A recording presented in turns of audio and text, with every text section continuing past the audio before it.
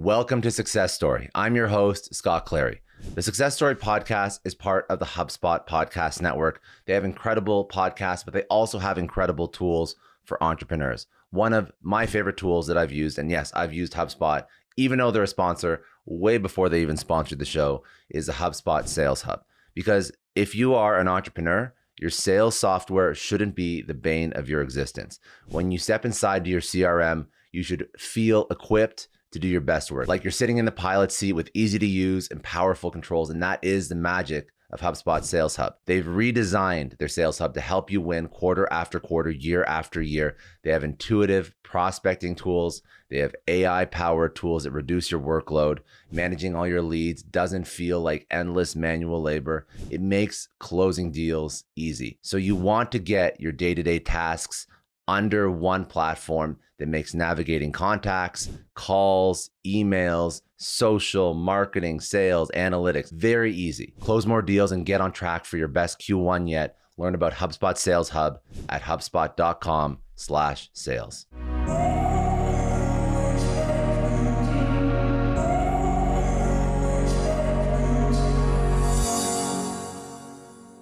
Richard, thank you for joining. I appreciate you a lot for coming on.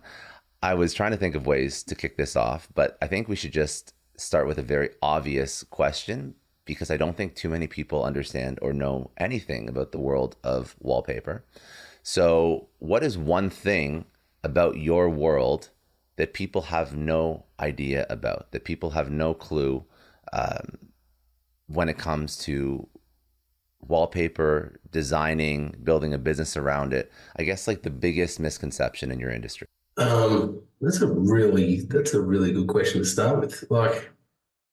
And I guess it depends on where you're angling that from. If you're an American talking to an American, or an Australian talking to an Australian that makes wallpaper, because in Australia, I used to tell people in Australia what I did for a living, and they'd be like, "Wallpaper, is that a thing?" Like, they remember their parents' bedroom, and that was it. They never want to see it again. So, to an Australian, they just forgot wallpaper even existed as a product. So they don't know too much about the industry. But wait, just a second. Like, seriously? Like, what year was this? So Australians have really pushed the wallpaper out the door, and it hasn't been a thing for quite a while. Now, I remember it as a kid; it was everywhere. But now we're still working on wallpapers making a comeback, really. Mm-hmm. Where in the US, it's different. It's wallpaper's always been a thing, especially in a commercial environment. But now it's coming back in full force into a residential. But I guess you sort of don't think about it's a bit like paint. Like you look at it on the wall, but it just doesn't. You just don't compute. It's just one of those things. So as wallpaper as an industry, no one really looked at who designs wallpaper. How do they come up with this concept, and how do they produce it, and all those type of things. Like no one, if you're not in the design world, you wouldn't even know what a roll of wallpaper costs. Like how much is wallpaper? So yeah, it's just one of those things where you get sort of sucked in. It becomes your world, but if you're not, it's completely irrelevant. Well, okay, so you're right, because most people do not buy multiple homes. They probably buy one home, which is the most important purchase of their life, at least at a young age. if they can. We're just talking about how unaffordable homes are, but that's besides the point. And it's not like they're going to redecorate it every single year. So they're going to make some key choices about aesthetics, decoration, wallpaper, paint, whatever, when they move in or closely after. But I am curious because now I have a follow-up question to that, because wallpaper was not a thing in Australia, and I didn't even know that about 5 minutes ago. So what makes somebody from Australia want to start a wallpaper business when wallpaper is really not prevalent in Australia? Well, we were naive, and we didn't know that because we hadn't been in the industry. So we had a printing business. We were doing canvas prints, things like that. And someone said, "Can you guys print wallpaper?" And we said, "Right, well, let's have a go." And we did. We managed to print a product that looked like wallpaper, the first sort of evolution of what we were doing. And we just got intrigued as to whether or not we could see it through, whether or not we could actually get that product right. And then as you're learning that, you're realizing what makes up the market, and especially the market in Australia. But yeah, it was a really, like, anyone with any insight into it or even business insight would have said this is a crazy idea. But we were young, we were looking for something to do, and just a bit, well, very, very naive. But like sometimes that's what you have to be naive to take some of these chances. Oh yeah, if you'd thought about it, you would never do it. You'd never do it. Now I am curious because you grew up in rural Australia. You were the child of, I guess, farmers, correct? Walk me through your upbringing. Was farming something that sort of unlocked this entrepreneurial bug in you because your parents weren't, quote unquote, working in a job? It probably gave you a lot of, it probably gave you access to what hard work looked like, which was probably useful as well. But maybe just walk me through your experience as a kid, what that imprinted on you, maybe as you grew up. Well, so I grew up in a very regional part of northwest New South Wales, and it was all broadacre farming and sheep. So Dad was a farmer, but he was fifth generation Australian farmer. Like, it wasn't just instilled in mum and dad; had going all the way back. So yeah, we grew up with this get out and work hard kind of mentality. And there was three boys, and I was the middle son, and we were really sort of kicked outside all the time and go and see what your dad's doing. And Dad was either trying to fix something or find a solution to something, and just generally out there doing something for himself. So I guess it does. Like, Mum was working; she had a job in town. She was actually teaching fashion at the local college. So she used to go off to work, but Dad obviously worked on the farm. So yeah, it does. It just instills this work hard, kind of figure it out. If you don't know how to fix it, figure out how to fix it, because no one else is going to come along and do it for you. So yeah, that was really instilled in us, and that's really obvious why when Bryce and I started in business together and we get into Wallpaper, it's like, how do you do it? So we just spent essentially years figuring out how to get our product right and our production right. And when we started, technology wasn't even helping us. Like, there wasn't you need this printer and this type of paper. It was, we had this printer. The printer we use now didn't even exist. The ink type didn't exist. So it was one of those, all right, what are we going to do? Like, we had a water-based printer and we're trying to produce a product that's waterproof. Here we'd print it and then I'd be spraying it in the shed. I'd have my mask on and we were in the garage at home and I'm spraying it to lock the ink in so the ink wouldn't run when you went to install it. So, and it was one thing after another, but eventually we got there. But it was that, I guess we're just ingrained to make, like, it was just this, it's not going to work. Didn't really, I'd say it's not going to work. And Bryce would say, of course it is. So, or the other way around. So Bryce is your older brother, younger brother? Younger brother. Younger brother. Okay. So the older brother never got involved in Wallpaper. No, he's in agriculture. Okay. He's doing his own thing. So did he actually continue farming to a degree? No, he went off and did other things and then ended up back in ag. Yeah. Yeah. Okay. I'm curious why, even fifth generation, you chose to never, Well, no, mum and dad sold the farm and then moved to town. We finished our education and we went off and, yeah. So Bryce, so you went to school for accounting and you were planning on, I'm assuming, being some sort of CPA or something. Bryce was what, creative graphic designer? Yeah. So Bryce had finished school. And at that stage, I'd finished school a couple of years before him. And I was working for a company out in the middle of nowhere driving tractors. And so I said, right, Bryce, you don't know what you're going to do. Come and hang with me for a while. So it didn't take him very long to realise that sitting on a tractor was no fun. So he went off to art school and did a diploma or something in advanced communications, which is graphic design, essentially. And then he got into that, worked in London for a few years and just doing graphic design stuff. And then when he came home, I also got sick of sitting on a tractor, and I then after a few years went and studied accounting, and I deferred a business degree and then went traveling, and then didn't get back to business. So, but I had this sales background, and I'd had the touch on accounting. And Bryce had come home from Australia.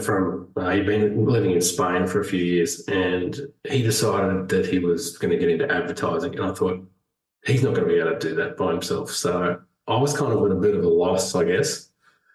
Didn't really know what I wanted to do. So I thought, well, I'll just team up with him and let's see what happens. And that's kind of the start of it. And that was in 2008. And we didn't really start producing Wallpaper until 2009, 2010.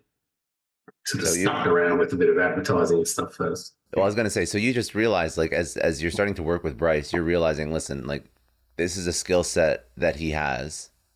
Let's just find a commercial application for it. Yeah. No idea how to do it. We're just going to figure it out. Okay, so in all seriousness, like the first version of that, like when you start a wallpaper company, what are you buying a roll of blank paper and Bryce is like doodling on it, and then you're trying to find somebody who's going to put it up on their wall? Like, walk me through how you actually get this first customer. All right, so I had a friend. I know I massively oversimplified, by the way. No. But let's get down to it. Like I had a mate who was in retail. He was selling paint and things like that. He's like, can you design wallpaper? Because we were designing canvas prints. We bought this wide format printer and we were designing canvas prints, whether they be photograph, not a lot of photographs, more sort of vector sort of stuff. And it was all about pitching to interior designers that just really needed wall fillers and some bright colours and something that wasn't just, your standard sort of stock stuff. So we were kind of coming up with this collection of stuff, and we thought, and then Bryce designed this typical designer. He designs a brochure and he put a wall mural in there and said, it looks really good in the brochure. Now, it's all the same. We can't make it. Oh, we'll figure it out. That was his response. So everybody wanted the mural. They were like, how do we get the wall mural? So I was like, I've got no idea how we're going to produce this. But I sourced some paper that was kind of being used for internal graphics, like in shop fit outs and things like that. And then we used the printer that we had, which was this old water-based printer, and then I sprayed it all. But we were doing it in panels, which we hadn't really done before. So we're trying to figure out how to get the colours to match as the panels go across and the length right. And it was just a bit of a nightmare. But the first job we got was at the Noosa Surf Club, which was, if any of your listeners have ever been to Noosa, it's this beautiful part in Queensland. It's this little beach sort of. It used to be more of a beach sort of village. Now it's getting pretty busy, but there's a surf club there right on the point, which is just a great spot to go and spend an afternoon. And we got this mural put in right downstairs, and we printed it. It looked pretty good, and we had this friend who was round the corner who was a paper hanger, and there's this old guy, and he kept dropping in to see what we were up to, more out of just what are the boys doing now. Anyway, he installed it for us, and there was errors all through it. There was wrong lengths and all sorts of stuff, but he made it look pretty good, and we got paid for it. So that was like, right, we're away. This concept kind of works. It's a business. It's a business. It cost us a lot more than we produced in the first year, but we were just trying to figure out, like, people were buying it. It was a pretty crappy product. It was overpriced, and people were still willing to pay for it. So that kind of just got us going. But it really, do you have an idea of why that is? Oh, because it was something new. It was something that they just hadn't seen before. And we put these designs together. So to answer your question, how did we get into it? We sort of started with some custom murals, and we were filling that sort of, I need this for this kind of project. We were filling that hole. And then we were like, right, we need to do some collections. Like, how do we do that? So Bryce started designing all these kind of vectory kind of designs. Because he's not an artist, he's just a graphic designer. So he's putting all this together, and we had this first original collection, and we had another collection, and they were sort of starting to sell, but it really was quite obvious that it was being designed by a guy that had no experience in the interiors market. So that's where we started to get other artists involved, and we were getting a bit of different stuff in. So I love it. But it was working, and it still wasn't commercially viable, but we had the initial concept. Like, we had some art, we had some wallpaper, and people were interested.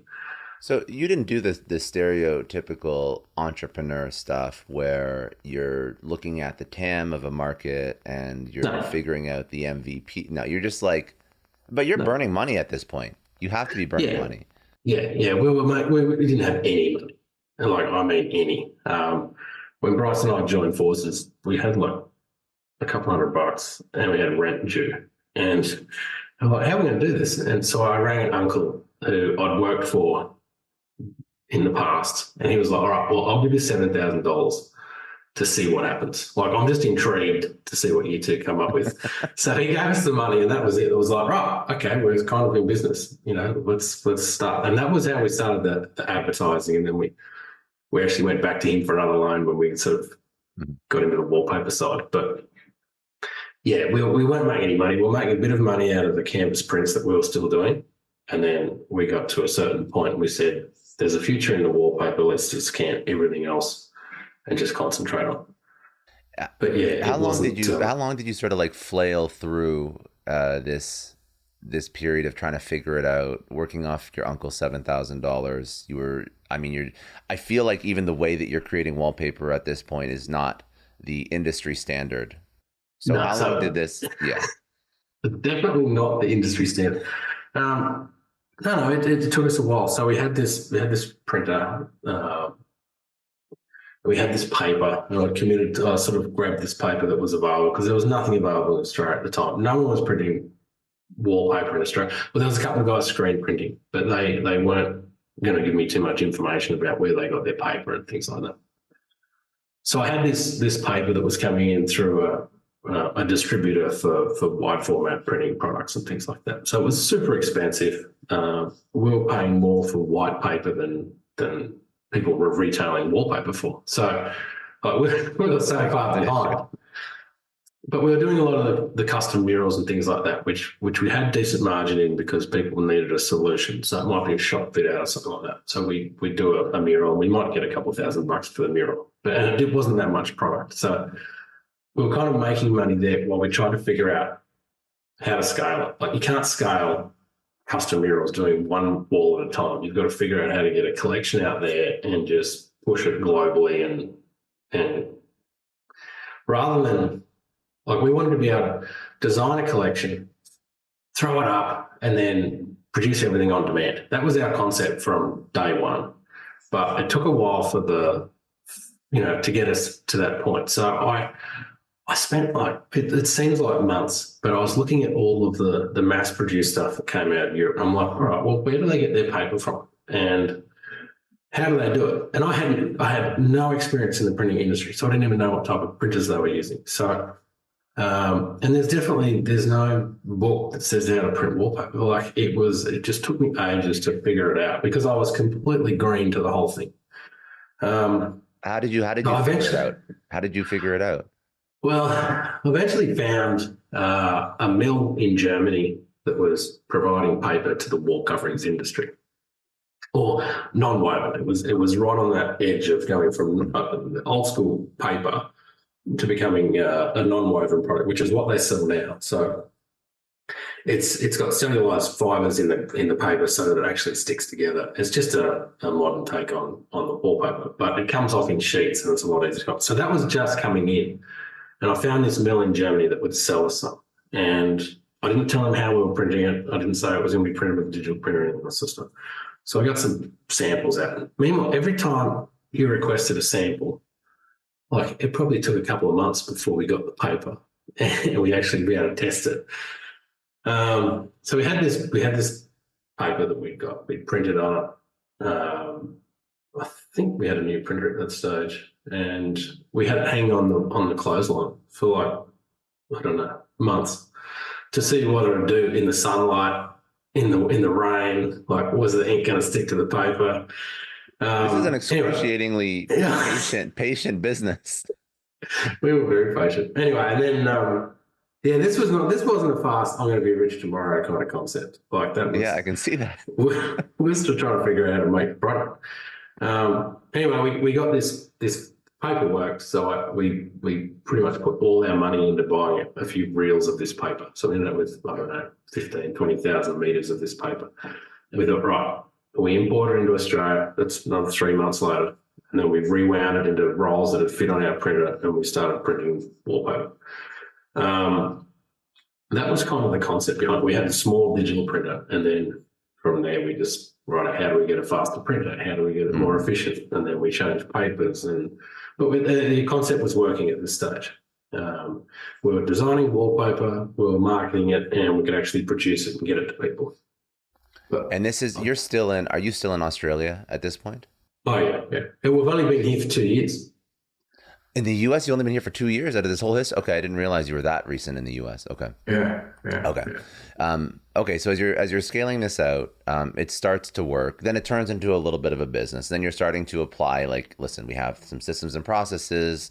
Now we're starting to make some money. Now we're, finding better equipment.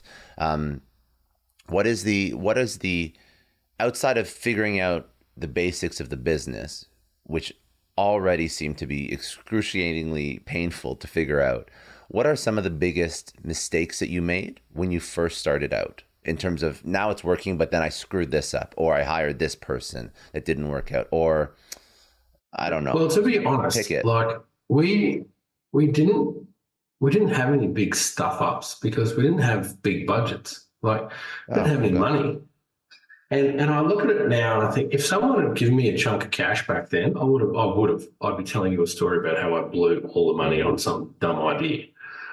But because it was happening so slowly, like we had time to actually go through it. We'd think about it, and then we'd come up with a concept, and then we'd think about it. And as time went along, we went, that's a crazy idea.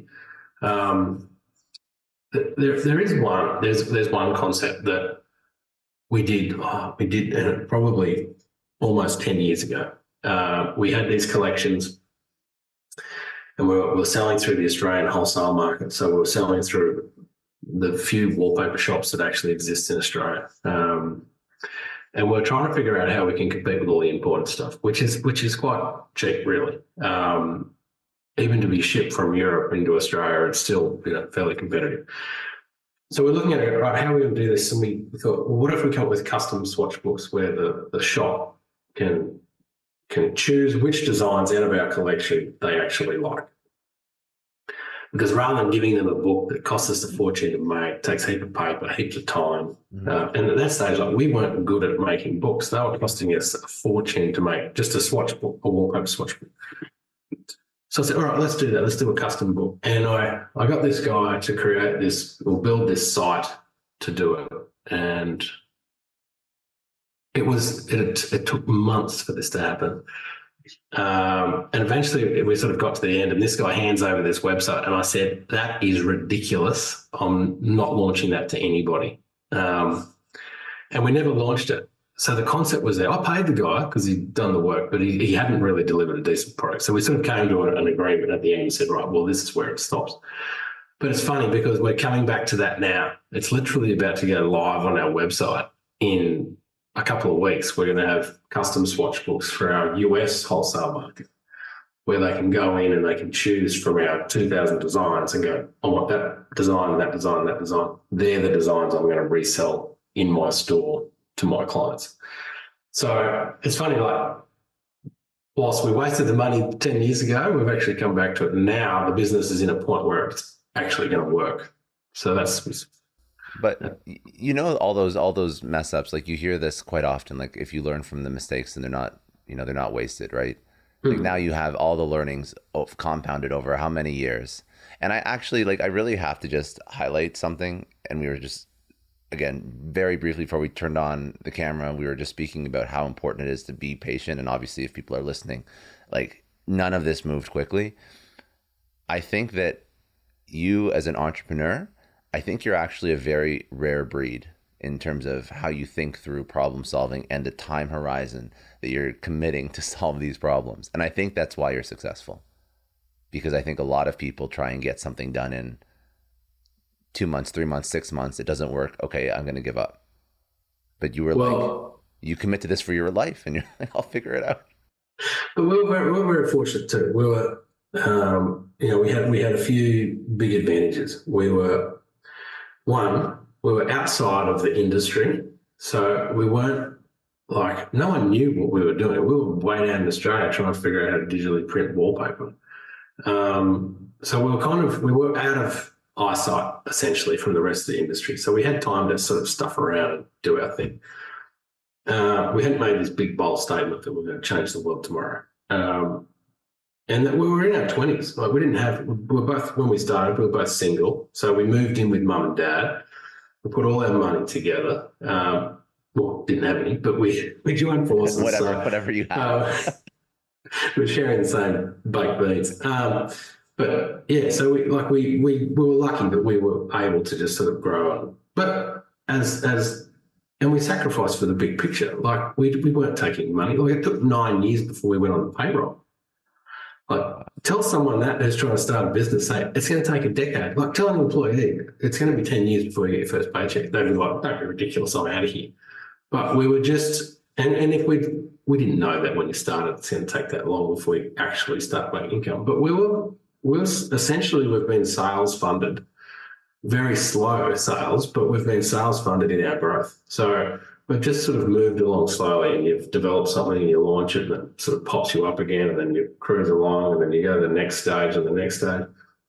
The problem is you then get to your 40s and you've put everything into your business and there's actually nothing in your private bank account, but your business is still going. And that's the thing, we're still cruising along. And people probably look at it and say, oh, they're so lucky to have done that. But we pretty much missed every party in our 30s because we didn't have the money to get to them. You sort of lock yourself away to get this thing going. And now it's starting to pay off because we've had the vision to actually see it through. But it's come with a huge amount of sacrifice. People don't see that. They see the venture backed, SF tech companies that IPO in 5 years, and people are overnight millionaires, decamillionaires, centimillionaires, billionaires overnight by any objective standard. 5 years is a pretty quick time to build a business, but then they get burnt out. And I love the fact that you said it took you 9 years to go on payroll, because I've said this in different ways many times. Like if you commit to anything for 10 years and you find ways to learn from your failures and you iterate through all the problems that you have, you will find a way to become some level of success if you commit 10 years to anything. Like it's very hard to screw it up if you're a smart person that keeps learning. Exactly. Very, very you just got to keep showing up. And that's what it's about. Like I had a landlord in Brisbane at one stage who said, I just do one thing every day. Like in his business life, he just works on the fact that he does one thing every day that actually counts. And as long as you've got that sort of mentality, all right, we're pushing forward all the time. It just sort of starts to build up. And then eventually you get to that 10 years and you look back and you go, wow, like we've come a long way. And it's funny, like my mother's she came for a visit this week. And we were in the office last night, and she hadn't been here before. She hadn't been to the US to check out what we've been doing. So we've had this facility here in Dallas for going on nearly 2 years. And she sort of walks in and she was blown away because she just didn't expect really what we've sort of set up. She just didn't have that in her head. And you think about it, well, it's only been 2 years and it looks like it's been around a whole lot longer than that. But then you think back 10 years and it's, yeah. Well, because you start to see, like if you look on a chart, like you start to see, you'll have this like marginal growth. And then all of a sudden, like when things start working and you start investing more and more into the business, you see that hockey stick growth curve, right? And that's where you're at after 10, 20 years of doing the business. But that's a beautiful place to be. But most people would not want to sacrifice 9 years of their life without taking a paycheck. Oh, no. Well, we were surviving, but we definitely weren't doing it in style. Like it was like, what have you got on this weekend? All right, well, you can have the money this week. You go, and then I'll stay home. You're budgeting which events you're going to go to. Yeah. Like, so yeah, that was, but that was the thing. Like we did it with, essentially with sales funded the whole way through. And that really determined. It was always profitable then. It was always profitable. Well, wouldn't say it was always profitable. There's been some losses in there, but it made sense to keep going. So yeah, and yeah, it's all about, all right, that's our goal. That's where we want to be. What have we got to do that? And we've never, Bryce and I have never had the mentality we're going to get rich from one sale or one client or anything like that. Like, we've got to put lots and lots and lots together to make this actually work. And that's what we've just been trying to do. So yeah, it's getting better. Like, now we have systems in place, and we have a really good little team of people that know what they're doing, and we're not doing all the work ourselves. And like, I spent a lot of time working night shift doing customer service for the US. Now, even telling someone to get out of bed at 1 o'clock in the morning or 2 o'clock in the morning to sit in front of a chat, when the live chat comes up, like, yeah, we're there, we're actually talking to you. And I'd be sitting in the dark at home in winter, like with my hoodie on, answering the phone and talking on chats. That's all that. It just takes time and effort to do these things. How do you, so when you start to grow, what are the sort of the sales lessons? And let's do sales first, and then let's talk about some marketing stuff as well. Because right now I was looking at some of the numbers that just are your marketing numbers and your growth numbers, and they're actually quite impressive. But we'll talk about things that have worked and things that haven't. But in terms of sales, like just universal sales wisdom, are you going through like retail channels? Are you going through partners, affiliate partners, intermediaries, channel partners? Are you going direct to consumer? I'm sure you've tried all things to some degree. If you were going to say, hey, listen, we're in a niche industry, because I guess you are to a degree, riches are in the niches, and that's really where you're at. How do you take this to market in an effective, in a scalable, in a profitable way? Entrepreneurs want to sort of mimic your strategy. Where would they go? Well, it's been a bit of a not a roller coaster, but it's been an evolution. So obviously we started in a really poor market. Let's say a poor market, a small market. Right? The Australian market is really, really small, but yet it's saturated with product. Like, you can get anything that you can get pretty much anywhere. Someone will send it to you in Australia for not that much money. So here we are trying to produce locally, and I said, right, the best way to do it, we need to go to wallpaper shops. We'll design it, we'll manufacture it, and we'll have other people sell it. So off we went. We went and saw the existing shops that have been around for 30, 40 years in Australia. And that sort of evolved a little bit to stay in business, but they weren't, booming businesses, but they were in business, right? So we went and saw them, and they're like, we had a couple of allies straight away. I said, we love what you do. You're having a crack at it. Like, let's support you. So we said, right, let's start this way. Let's go wholesale. Let's figure out how to get their price point in there. We've got to compete with a retail price of everything that's being imported. Can we make it happen? So we did. We were in business to a degree. The problem is, it just wasn't enough of them.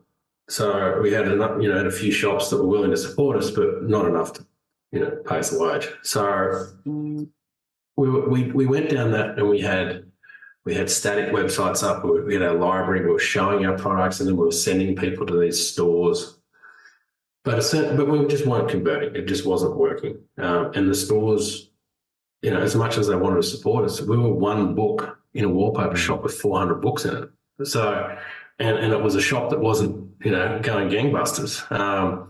So we were never going to get rich from that concept. It was never going to really work. So right, okay. And then after a while, we said, we've really got to put, I had a guy in Japan who sort of found us, and he started selling some product, and it was kind of working. That concept was kind of working for him, but again, not enough. It was expensive to get it there and all this. So then we said, right, we've got to put a shopping cart on this website. We've got to put a retail price point on it and start selling. So we did. That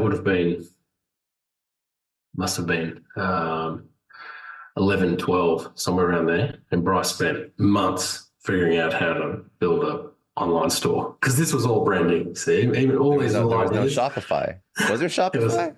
I don't know. We were on Magento, so we built it on Magento platform. And we got it up. And then all our wholesale guys were like, oh, you're not supporting us, you're selling it online and all sorts of stuff. We're like, well, we've kind of got to.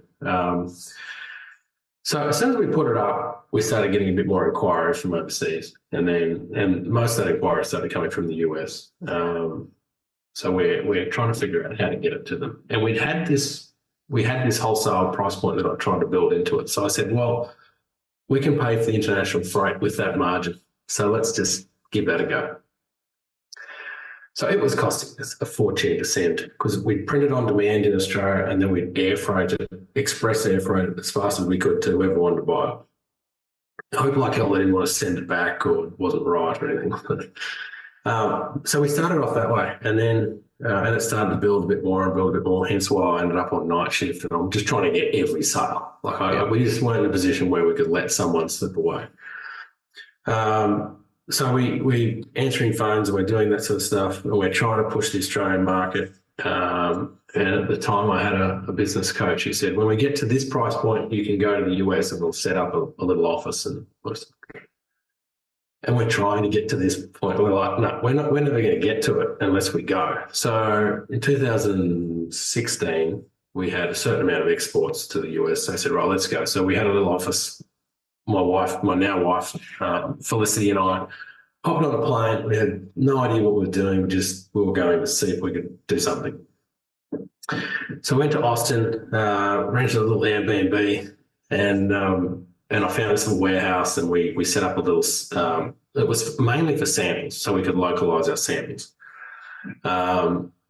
And then also our customer service. So I'm sitting there on the phone and I'm sending out samples and then we had a bit of stock. So we sent some stock over and we're just trying to get rid of that bring that cost in. So we did that for 12 months and we had some growth over those 12 months, but it wasn't booming. We'd figured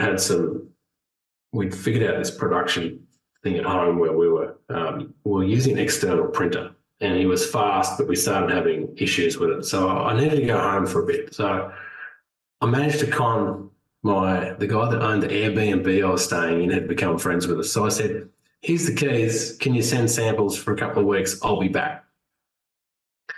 So Anthony worked for us for 4 years. I didn't come back for 4 years. Luckily, he was available to do it.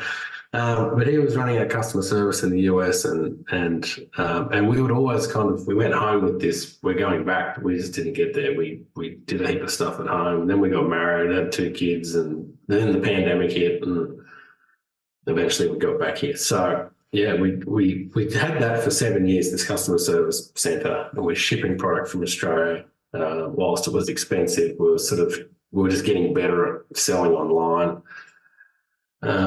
And it's a wholesale, like it's just, you're not going through one broker that's taking you into various retailers in the US. It's like almost like deal by deal, you're setting these up. Yeah. It was direct to consumer with we also got a trade side, which is discounted off the retail price point. There was no wholesale because we couldn't get it to a wholesaler at a decent, without actually making any money. So that wasn't an option. So it was like, right, how do we get back there and how do we do it? So we implemented new production technology in Australia, which sort of I'd kind of been against because I thought it was too slow originally. But all right, this concept works and it's consistent and let's just do the same thing in the US. So it was always our plan, but the technology there was, a few little hiccups there. So I went, right, let's get over there and let's set it up. So at the start of last year, we moved to the office from Austin. We closed that down and I'd had a couple of staff sort of come and go. It wasn't very successful. So we knew we had to get back over here and set it up properly. And by this time, 80% of our sales were US sales. All right. So this was pretty stressful from Australia during COVID, for example, when you just can't get over there and you don't really know what's happening. And anyway, so we had our second daughter who was born at the start of last year. And when she was 12 weeks old, Felicity and I hopped on an airplane and came back. So it was pretty crazy. So last year's been a pretty busy year. And we set up the factory here, which we've now got, which runs 5 days a week and produces all our US sales out of here. I just want to take a quick second and tell you about one more podcast you have to check out if you're a fan of Success Story. It's Sales Evangelist, hosted by Donald Kelly, brought to you by the HubSpot Podcast Network.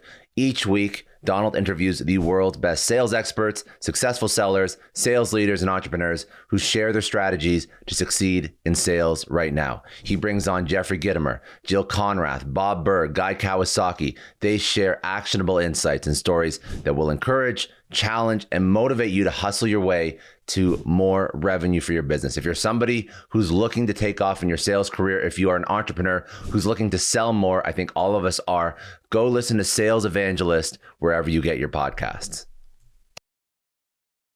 And now you're set up in the US. So now like full production has shifted to the US, correct? Yeah, so what that enabled us to do, we took all the US sales out of Australian production. Like Australian production was bursting. We were pretty much running sort of from 6 a.m. through to 11 p.m. at night. So there wasn't a lot of growth there. Like your sales, like local people, in Australia, for example, you'd have someone calling, oh, I really want to do something. You go, well, we haven't even got time to sort of jam in there. We're just trying to fill our retail stuff. So by freeing up all of those US sales, we then enabled our Australian business to then say, oh, right, we've actually got some downtime on printers now. Like let's grow our local stuff. So we've actually been lucky. We've seen some good sales growth in Australia as well because we've had the outputs. When you thought through this problem, how did you think? So now it's worked out. Right, it's worked out, and now you've sort of lightened the load on the Australian production. So now Australia can grow. US is growing well. What are some of the things that you have to consider when you are moving production to a new country? What are some of the things that even you went through that you probably weren't aware of? Is it difficult to find like the right technology? Do you have to be innovative? Do you have to create your own thing? Like, what are all the different things that you sort of encountered as you've moved production or more production to the US? Well, that was something that we tried to get right from day one, was get the product right. And by the product, I mean all the processes that go into that product. So when I left in 2017, we went home, we're having these production issues. What had happened really early in sort of around 2012, I had this guy who was selling wide format printers, and he said to me in a passing comment, what you need is an ag for doctrix, which was this type of printer, right? There were very few of them around, but essentially it was this inline, fast, high-speed printer. And I managed to find one. So I was like, what did he say? So I wrote it down. I'm Googling the hell out of it. I found one in Australia. There was one in Australia, and I rang the guy who owned it and I said, I think your printer will print our wallpaper. And I just got him on one of those times where he was looking for more work on it. Wow. And so we took our big reel of paper all we had left, our big reel of paper, and we put it on the back of this press, which was printing at around 23 meters per minute. So super fast. And we're watching our paper go through, which was pretty much the last money Bryce and I had going through. He's like, I think we can do it. And that kind of kept us in business. We went, right, okay, now we've got a new platform where this guy can do the printing, set price. We know how much time's involved in production. We can then sort of scale from that. So that was what enabled us to scale to the US originally, was that we didn't have to worry about factory staff and buying our own printers. We just knew for a certain meter price, this guy could print it for us. We provided the paper. So towards the end of that relationship lasted for about 5 years, but towards the end of it, we started to get so much paper waste that we just couldn't do it anymore. So in 2017, we brought printers back in-house. And I went home, we bought this new printer, we put the first one in, we then put the second one in. And that's kind of what happened. So that platform in the Australian factory was like, you stood back at the end of it and went, we're just going to copy this. So that's what we've done here. Essentially, the American footprint is a bit bigger, but everything in here is exactly the same. Yeah. So so now we're just going through the gamut of things that an entrepreneur has to think about. So obviously nailed down sales, you figured out your SOPs, your production, your sort of like your innovation, how you think through expanding to new markets. Let's talk a little bit about how you think through marketing and how you market wallpaper, because wallpaper is not inherently a sexy product. That I think that people who are looking for wallpaper in a non-commercial aspect, they actually just trust. They probably go to a showroom or something like that, and there's probably, like you mentioned, hundreds of other competitors out there, and they're just looking for the style that they like the best. And I don't know, maybe I'm wrong, but I don't think many people look for like the brand of wallpaper. I think most people are just looking for, how does this look in my room, right? So how do you market this? Is it just having the most is the most beautiful design, or is there actually a way to build affinity with a wallpaper brand so that the customer is like, there is okay, so let's go into that, because that's very interesting. If you can build affinity with a wallpaper brand, then an entrepreneur can build an affinity with anything they're building. That's my thesis. Like if you know of another wallpaper brand that's not Milton King, because you're talking to me, have you ever heard of a wallpaper brand? No, I have not. See, that's right. So unless you're in the industry, and aware of what's out there, you don't know. You don't know. So, like, you think about if you're trying to style a room, or if you've got this idea, where are you going now? Like, now that technology's sort of caught up. Originally, you were going to a wallpaper shop and you were going to flick through every book and go, oh yeah, that kind of works with the colours and all sorts of stuff. Well, now you're just going to Pinterest. Yeah. You go to Pinterest and you're typing in what you want, and you've got pages and pages of it just coming in. So essentially, what we've got to do as a brand is finish that look, right? So if you're wanting a certain look, we've got to have designs that finish that room off. That people, so not necessarily looking for a black and white wallpaper design. They're looking for a certain style of room or design or decor, and it just happens to have a black and white design that we use. And they go, oh wow, I hadn't thought of that. Like, I love how that wallpaper finishes off this room, or that gets that design. So that's kind of. We're trying to, finish that lifestyle vision, rather than saying, here's a picture, do you like it? Just put it on your wall. We're sort of showing them that end result. So what does that actually, in how you think through marketing strategy? Like, are you looking at the most viral Pinterest clips, and then that's what informs the design? Well, no. So what we do. We've got a few methods. We work a lot with, I guess, smaller influencers in the home decor sort of market, who are all going for a different look. Like, if you had endless money, you'd be setting up this studio and you'd be shooting your wallpaper with this style bed and couch. Well, no one's got that. No one's got all of those settings. So you've got to go and find those different settings, because we don't have one style of wallpaper. We've got lots and lots and lots of different styles, but lots of different projects. Like, we can be in commercial projects, bars and clubs, and then we're in kids' bedrooms and all sorts of stuff. So you've got to look at all of those and go, all right, well, how am I going to incorporate more wallpaper in all of these different projects? So the best way to do it is to really, and we're fortunate too, as you go on, the more people that use it, they want to share it. They want to share their finished project. So we very rarely photograph new ranges. We'll design it, and then we send it out to a few of the influencers that we work with and say, what projects have you got at the moment? Oh, I'm doing this for this, whatever. Oh, do you want a couple of rolls? Can you use it in that? And then we get that marketing content back. So that's essentially how we're getting that. But and then it was all about driving people to the website, and then showing them what that design looks like, showing them what that in situ or that room setting looks like, and letting them in their minds go, all right, okay, I'm building this concept, this design concept in my head, and that's the product I need to use to help it all sort of come together. Like, wallpaper, whilst you don't think about it, is really good bang for your buck. Like, right at the end, you can completely transform a room with a different, wallpaper on the walls. So, we're sort of fortunate that we can have that impact with our product. No, but I love the way that you think through marketing, because I think that's very smart. Like with the influencer marketing, I mean, as a company, I think you're a good, I have not researched every single wallpaper company and how they market their products or services, but you're out there. So you have a beautiful website. You're working with influencers. I think you also collaborate with some artists, which I'm actually very curious about. You have a podcast, like you do. You have PR. You have like everything.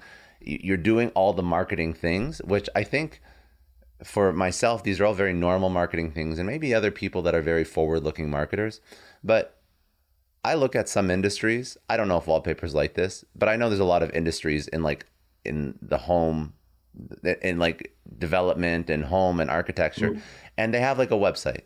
They're not working with influencers. Some are obviously, but I think that a lot of people just think in legacy industries they don't have to do as much to attract a customer, and I think that that's probably the wrong way to think about it, because they've gotten too comfortable with their showroom, or they've gotten too comfortable with their Rolodex of clients that they've had for the past 50 years, whatever it is. And now disruptive, innovative companies that know how to market, that know how to tap into influencers, audiences, and know how to basically communicate with the people that are actually going to be buying their product in the ways that they like to be communicated to. Because I don't like going to a showroom and driving.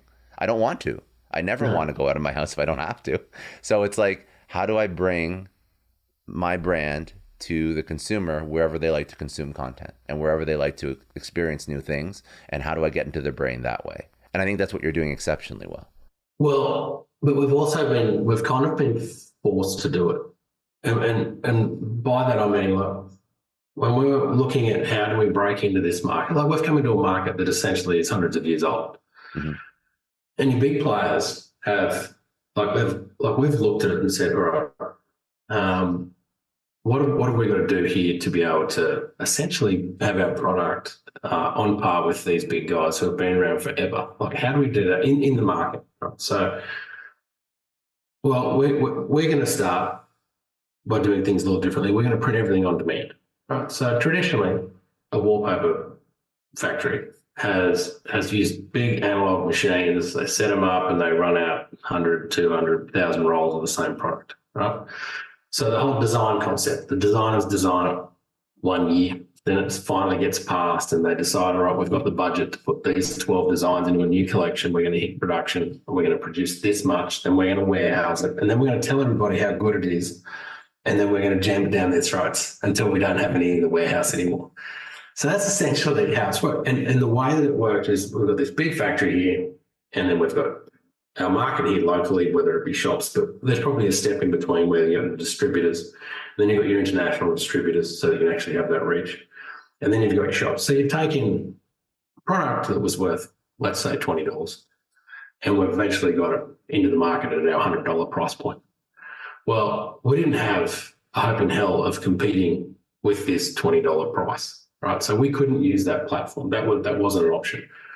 We had to figure out, all right, how are we going to get it on par at $100, but we don't want to carry any stock. We're going to use digital printers, and when an order comes in, we're going to ship it directly to them. The advantage that did give us was that we could launch collections without the huge investment. There wasn't an investment of time to decide which ones to do. There wasn't a culling of, oh, that colour doesn't work. I don't want to do 100 rolls of that. We could just throw a design up, and it didn't matter if no one bought it because it hasn't cost us anything apart from that original design. So that's kind of enabled us to have this bigger library because we haven't got these huge setup fees. So and then it's like, all right, well, we don't have this huge distribution market. So how are we going to sell it? Like, how are we going to get it in front of people? And that's when it's like, all right, well, we need to figure out how to get people to our website. How are we going to do that? We're kind of working backwards in terms of now because we've started with e-commerce and now we're starting to fill the holes backwards to wholesale because as we grow internationally, we have, we've got another factory coming on in the Netherlands next month. So we'll be able to produce a design, market it globally into all markets at a decent price point, like at a fair price point across the board, and then fill those orders locally. So there's no international freight, there's no delays, there's still no stock. And so we're then able to fill backwards and say, all right, well, we can work with this showroom and we can work with a wholesale market, hence the custom swatch books we're about to release. So by getting rid of that international freight cost, we've been able to say, all right, we can put that step back in.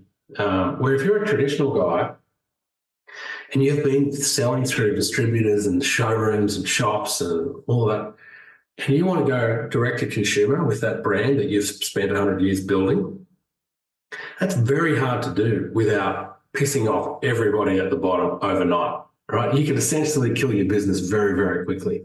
Yeah. So that's, and what's happened is they've also had resellers who've been innovative and entrepreneurial and said, oh, well, I buy this wholesale, I'll just throw 20% on and I'll sell it online. So then they've got these brands that essentially aren't selling online direct, but they've got resellers selling their product online for them. And now they've got to somehow claw it back and get control of what's actually out there and the price points. And like these guys are all, essentially it's a race to the bottom with the product. It's, it's like everybody's. It sounds like it's an industry that is like ripe for disruption. Yeah, it is happening because technology is enabled.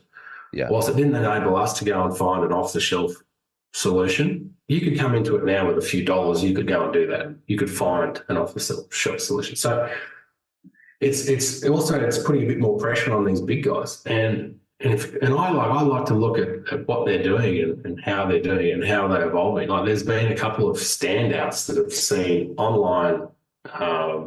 And the way that we market in terms of whether it be ads and Facebook ads, things like that. There's been a few of those guys who have adapted really, really early. And I would say that they're miles in front of that than the competition in that regard. But yeah, it is. There's a lot of old industries that would be exactly the same as that. Yeah. So yeah, it's the challenge. But we've been fortunate that we've been sort of you're set up perfectly. Yeah, I think you're set up perfectly. Yeah, at the moment, it's kind of. Yes. Yeah. But well, I mean, then there will be some new company that will eventually try and dethrone you. But that's where I think as you grow, you can't lose that edge, that innovative entrepreneurial spirit. That's very important too. Yeah. So we've looked at that and said, all right, well, we're setting up our little satellite factories, right? And we know the concept. We can design it and we can put it together. We've got a bulletproof product that's the same world over. How do we grow on that? Like there's lots of little brands and interior designers and surface designers and homeware companies and all sorts of people that want to put their designs onto a wallpaper product. Mm-hmm. And they go, how do I do this? Essentially, you'd go to one of the big producers and you do a contract range and they produce, however much and set it all up and you carry stock and that's how you do it. But you can go to digital guys like us who will help you launch a range and then do it all on demand, right? There's only a few, but they're doing it quite successfully. We're looking at it and saying, all right, well, maybe we should offer those services. So we're actually about to also release what we're calling M&K Enterprise, which is going to give you, so you're a designer, you can come to us, set up your designs in our system, and then you can go out and market to someone in Germany, someone in France to sell your product, and you can actually have it made in Europe, shipped locally. So all of a sudden, you as a small individual brand could be competing internationally with the big boys with your market because you could partner with someone like this. So you're turning it into a little bit of a tech platform too. Yeah, trying to. Very smart. Because and like we've had to think internationally from day one because of our market we were in. But if you're in the US and I listen to e-commerce podcasts and stuff, and I have done for years, and you listen to these guys talk, well, they haven't really in most cases, you don't need to think outside the US. Like you think Canada, you think, too hard, for what it's worth, because you've got this huge market here. You'd be very successful within the US market, but we've always had to think internationally. So you've got to think sales. Like I've got accountants in every location because you've got to be compliant everywhere. So you're sort of thinking, all right, we start here, and then what do we need to do in the US? You've got all that sales tax side, so you cover all that, and then you go into Europe, you're covering what duties do I have to pay if I ship that in? What can I get around if I produce it locally? Mm-hmm. Am I going to be right for VAT? What's my rules and regulations around that? So we're trying to cover those bases because we already have for the person coming in to say, oh, these guys can actually cover me on that and they can ship it locally and don't have to even worry about it. So that's what we're in the middle of sort of growing. Yeah. Which is exciting. Very, very smart. What out of all the activities that you're taking on, I mean, this is just sort of like the innovation the innovation expansion of your business. You're building a platform for people and designers that want to actually launch their own brands, which I think is fabulous. I absolutely love this. I did not know you were doing this. Out of all the different marketing activities that you've sort of engaged in, what is the I guess the highest return? What is the 20% of activities that yields the 80% of the results in terms of your marketing? Because there is influencers, there is PR, there is paid. There's like, what is the thing that you think has helped you the most? It's kind of hard because they all work very, very well together. Like, Okay. You've got to have that top of funnel. You've got to be showing people what's out there, right? And you spend a lot of money doing that, putting, stuff in front of people, whether it be Facebook ad or you look at the return on that and you go, it doesn't return as well as a Google ad or whatever it might be, or Pinterest, right? Like Pinterest, we've got a huge following on Pinterest, or we get in front of a lot of people on Pinterest. But wallpaper is a slow burn. Like you can see wallpaper, or you can see a room that you like it might be 12 months before you're buying anything. So it doesn't happen quickly. It's not like a little gizmo that you go, I've got to have it, boom, click it, and it's here the next day. Like you've got to design everything else, or you've got to wait for the builder, or whatever it might be. The project takes a long time. So you look at it and you think, which is my best bang for my buck? When you're looking at your return, I don't know, it's hard because it all sort of melts. It sort of has to work together. They do. Yeah. And if you take one piece out, then the other pieces aren't going to function at the same level. They're not going to be as effective. Yeah. But essentially, we're a retail. We're a direct-to-consumer. Like most of our sales, 70% of our sales coming from retail. But in saying that, our trade market is growing a hell of a lot too, because you've also got people who are now aware of your wallpaper brand. You've actually seen the Milton King logo, and they're going to their interior designer, or they're walking into a shop and saying, "Oh, do you have this from Milton King?" And if the shop hasn't heard of it, they're like, "Who? Like, how do I get it?" And that's so powerful too. That's so powerful when somebody comes in and asks about a brand. That's right. It's not us trying to convince them that they've already got a buyer. So So we're sort of seeing all markets kind of come along with it. It's positive, but we're controlling our online. So back to what are you doing with affiliates? That's something we're then looking at. Like, what's the big thing for us walking into a wallpaper shop? They go, "Do you sell online? Who else sells online? Can I sell online?" And we're like, "Well, hang on. We're trying to control what is out there. So we control the website. We control what's sold online." And then we're looking, all right, well, how do we support the shops? What do we do our best there so that they haven't got to run their own website? They can actually generate income from our site. Like, how can they send people? So we're looking at that. We're looking at the affiliate program, how we going to reward those guys who are using our website rather than trying to compete with us. I have a couple like just general entrepreneur questions and insights that I want to pull out of you. But before I pivot, is there anything, last words of wisdom on anything you've built, on Wallpaper, on the strategy you're deploying right now, on just learnings? I mean, we've gone through a lot. So was there anything we didn't go into that we should have gone into? Probably. No. I think we're just rambling along. It's No, I love it because it's all relevant. It's all, and I want to just, there's like some sort of like some best practices for entrepreneurship, and I want to just ask, but that's where I wanted to go next. But I'm just trying to think if there's anything else about the business tactically that we didn't go into right now that would be good. I think generally we've sort of covered a fair bit of that with our chat. Okay. But in terms of words of wisdom, I don't really know if I have too much wisdom. But I guess the thing for us, the reason we're still in business is that we've just kept showing up and we've kept doing it. And it'd be but we've also put ourselves, we started off in a position where we could do that. Like, we didn't have mortgages, we didn't have kids that were hungry, we didn't have any of those things where it was really, really dependent on a return from day one. But yeah, I think the main thing for any entrepreneur or anyone in business is just to keep going. If it's working. If it's not working, you've got to make pretty drastic decisions. But if it's working, and you've got to stop and look, everybody's race is completely different. You can't look at these guys and go, "Oh, they're killing it. Like, we've got to get into that." Well, hang on. That's not what we do. That's what he's doing. So, yeah, you've just got to find a little niche and get good at it. And that's the challenge. Just get good at what you're doing. You started this business with your brother. What advice would you give entrepreneurs that go into business with their family? I think it's been well, we've been lucky because we're fairly close, but we're also both, it's very different when you're both single because you can deal with each other.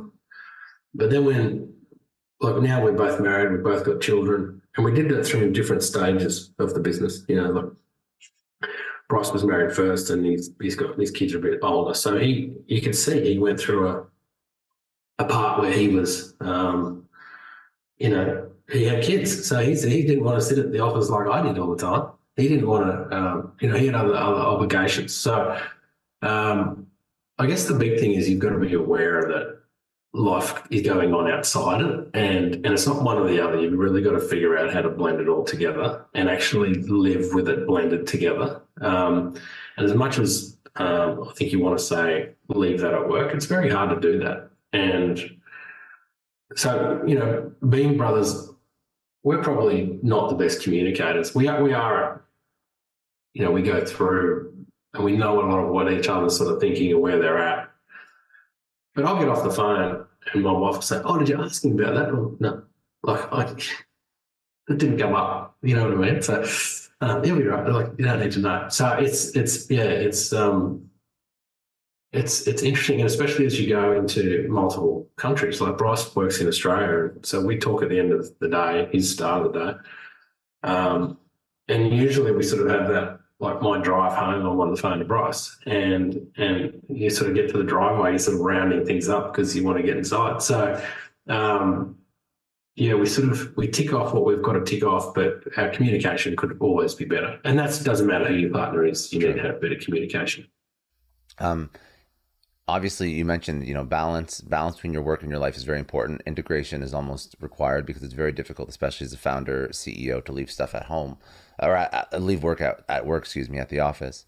How has your approach changed to what you give your work and how much you work and balancing now your family, your children? You've evolved as a person, as a business leader. Maybe just walk us through what an entrepreneur who currently is building something, maybe single, no kids, how they should evolve and mature based on your experience. Well, I think there's always, like when you're starting something, there's no doubt about it. It takes hours of work. Like you've just got to get in and you've got to grind. It's not going to build itself. It's deciding at what point you can let other people do some jobs. You've got to let other people and you've got to get a team in with you as well. But as a founder, this is the old, you got to work on your business, not in it. Now, you've always got to start in it and you've got to be doing it. Like I used to run the printer, I used to run the chats and answer the phones. And like someone's got to do it. Mm-hmm. But as soon as you get to that point where you can put other people in there, you can't micromanage them. You've got to tell them what to do, what your expectations are, and let them run with it. And I think we wouldn't be in a position where we're able to grow and actually plan ahead if we were trying to do that. You'd still be in Toowoomba making sure every role was perfect. So I think, and as you evolve from that, you don't have to be at work all the time. You can be walking along, with your kids somewhere else, but you're still thinking about it. You're still thinking about what you've got to do. It's always in your head. Oh, I've got that next step. I've got to do that, which takes a bit of time. And then you can say, I know I've got 3 hours of work I've really got to knuckle in and do. But you can sort of bank it up a bit more and it just starts to blend together a little bit more. Yeah. What would be your, on that note, what would be your tips for finding the people that you can trust and you can let them run with different tasks? You have to hire the most incredible people. You have to trust them. You have to let them go do what they're best at. How do you find these people? How do you attract them? How do you retain them? How do you make sure they're the right fit? Well, I've always been, I'm not necessarily one that, because we didn't start with an idea of producing wallpaper. Like we grew into the role that we're in now. So I think as long as they, like when I look at people who are joining our team, I don't really care about what they've done in the past. I do agree, but I care about what they actually want to do moving forward. And are they going to be right for our team? Are they going to fit in with our team? Because we're only a really small team and we take responsibility and we do our roles. If there's a stuff up, we own up to them. Like, we need hard workers, not people that are just, oh yeah, I'm the head salesman type thing. So we've got all these sort of different backgrounds that kind of come together in our people, and it all works quite well as a team. So when I'm looking at people, I really look at how are you going to fit in with our team and where are you at? Like, do you want something to get into?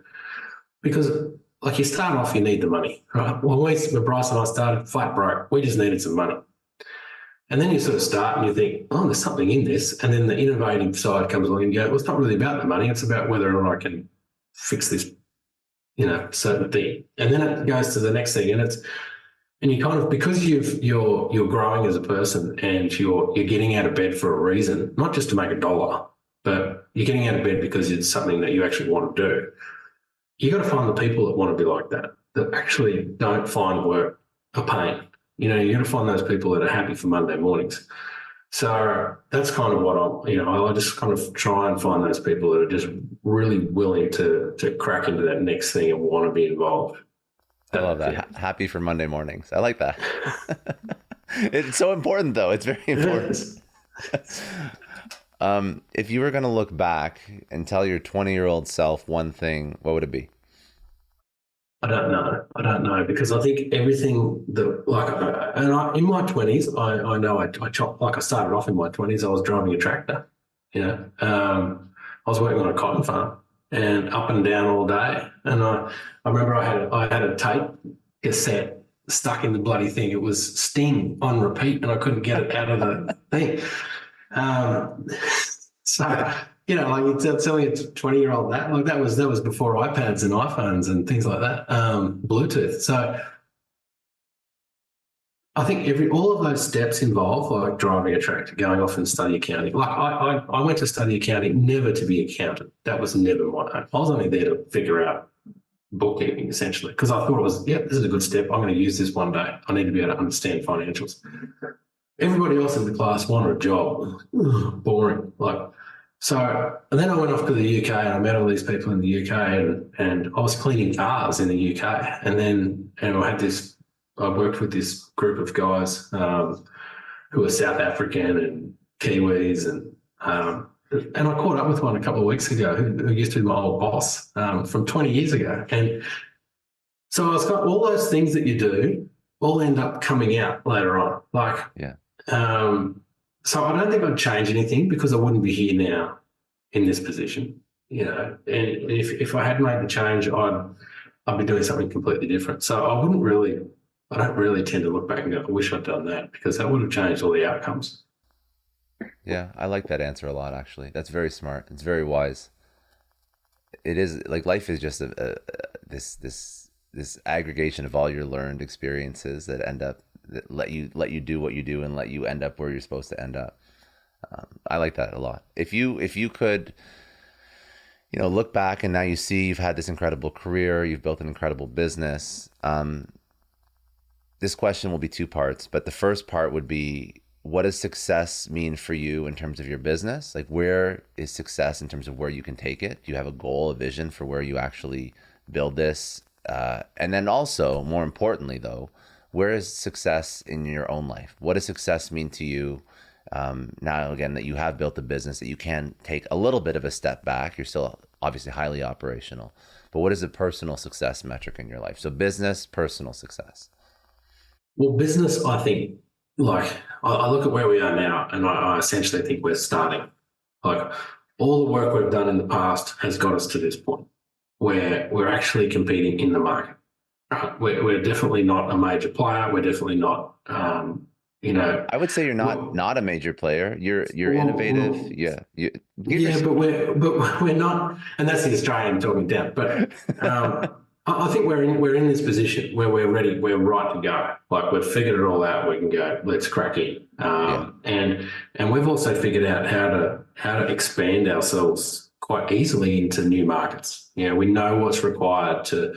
Let's say we want to get into Spain, for example. We know what's going to be required to get into Spain. We know we can deliver product at a decent point.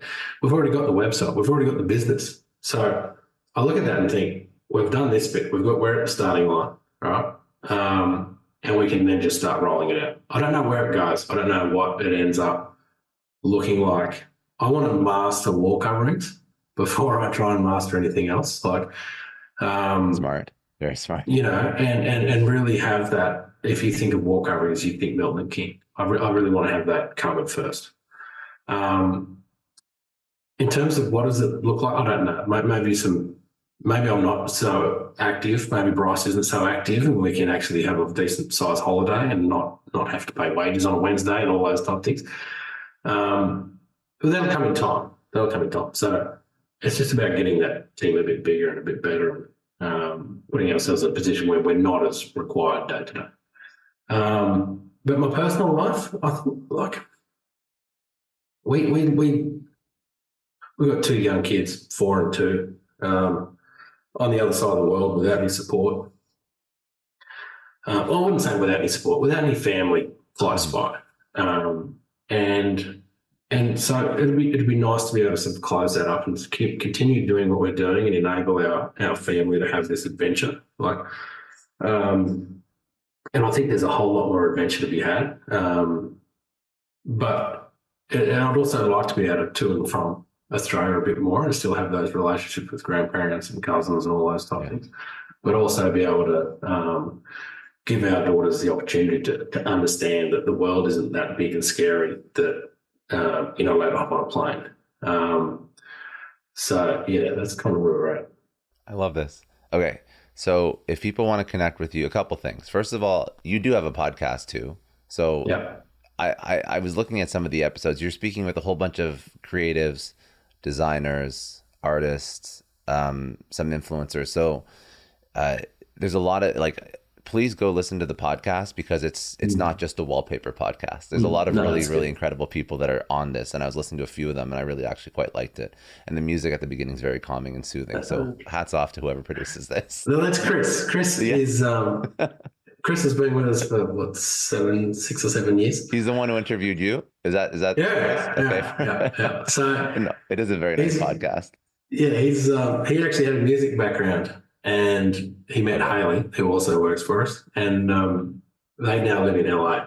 But Chris has got so we're big ones on play to your strengths, right? The whole team. This is one of Chris's strengths. Like, he's got those soothing tones. It's a very well done podcast. Like, I'm not just blowing smoke. Like, and this is his first one, so it's very good.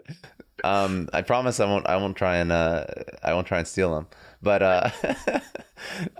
outside of that, where should people go to connect with you? I mean, you have miltonking.com for the website. Yeah. But what are your personal socials? Do you Twitter, LinkedIn? Where are you at? I'm on LinkedIn. I don't use Instagram. Company uses Instagram. Yeah. I've got a big, that's a good way to get product out there and tell people what we're doing. I'm a bit hopeless on it. So, but the big one is obviously the website. Get on the website and then follow everything from there. Okay, perfect.